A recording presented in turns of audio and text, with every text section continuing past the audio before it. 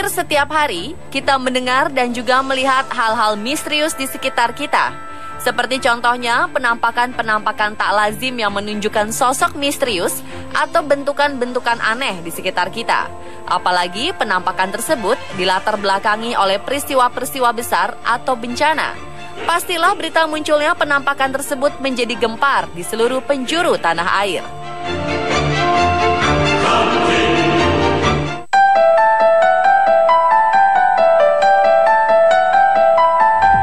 Seperti contohnya saat Gunung Merapi di Jawa Tengah meletus tahun 2010 silam. Selain letusan gunung yang cukup dahsyat saat itu, masyarakat juga dihebohkan dengan munculnya awan mirip Mbah Petruk dan juga wedus gembel mirip pocong. Belum lagi penampakan-penampakan seram saat peristiwa kebakaran di Pasar Johar, Semarang. Kala itu media heboh dengan munculnya penampakan naga dan wajah seram pada kobaran apinya. Atau munculnya penampakan sepasang mata manusia di langit Padang. Penampakan mata tersebut muncul 3 jam setelah gempa yang melanda tahun 2009 silam.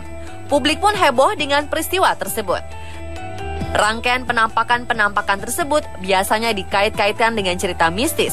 Namun benarkah hal tersebut merupakan penampakan?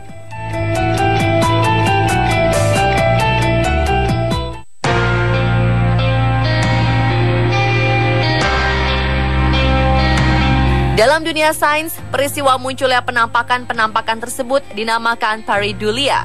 Pareidolia adalah suatu fenomena psikologis di mana otak manusia mempersepsikan apa yang sedang kita saksikan dengan apa yang pernah kita lihat atau alami sebelumnya.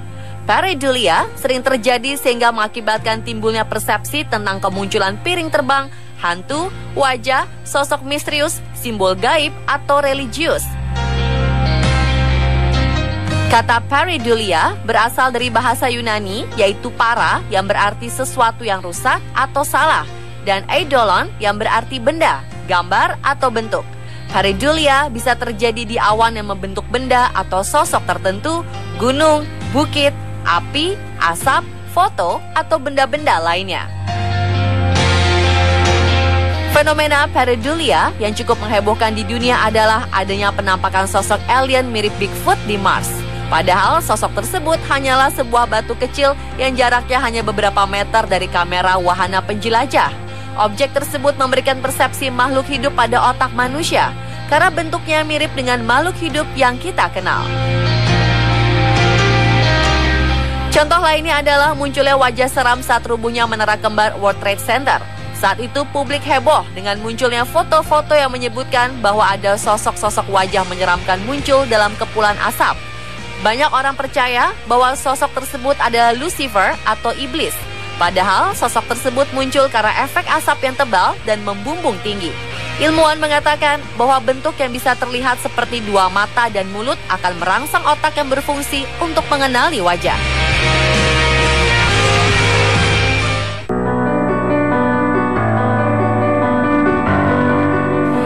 Ada sejumlah dugaan bagaimana fenomena pareidolia bisa terjadi. Sebagian ahli mengatakan bahwa pareidolia menghasilkan delusi yang melibatkan indera. Dalam kebanyakan kasus adalah indera penglihatan dan selalu ditentukan oleh dorongan psikologis. Beberapa contoh sederhana dari pareidolia adalah wajah pria tua dari es, sosok wajah di batang pohon, smiley yang muncul pada secangkir kopi, wajah pada kain yang berkerut, serta awan dengan aneka ragam bentuk. Pareidolia bisa muncul pada tubuh hewan-hewan atau bahkan pada bentuk rumah dan benda-benda sekitar kita. Coba Anda perhatikan foto hitam putih berikut. Sekilas Anda pasti akan melihat sosok wajah laki-laki tua berambut ikal dari arah samping. Namun sebetulnya ini adalah foto seorang ayah yang sedang memangku putri kecilnya yang memakai topi dan berbaju putih. Foto ini disebut-sebut sebagai contoh pareidolia terbaik.